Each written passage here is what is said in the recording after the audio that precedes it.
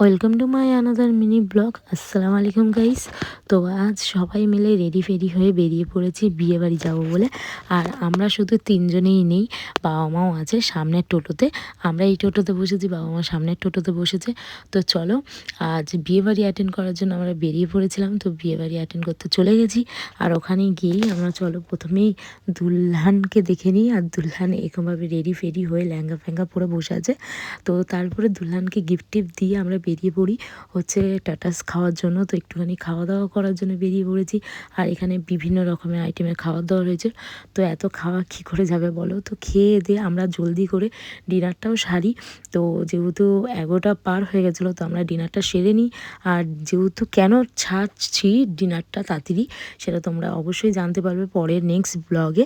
তো চলো, তারপরেই বেরোনোর টাইমে ডিনার টিনার খেয়ে দিয়ে যেই বেরোবো তখনই দেখছি হচ্ছে বর চলে এসেছে। আর বরের একটা আনন্দই আছে আলাদাই, তাই না? বর বলে কথা। তো বর আসার পরেই বরকে ভাইরা দুই ভাই মিলে স্টেজের মধ্যে দাঁড় করিয়ে দিয়েছে। তো আজকের ব্লগটা কেমন লাগলো অবশ্যই কমেন্ট করবো বলো। আর নেক্সট ব্লগে তোমরা দেখতে পাবে আমরা তাড়াতাড়ি কেন করছি।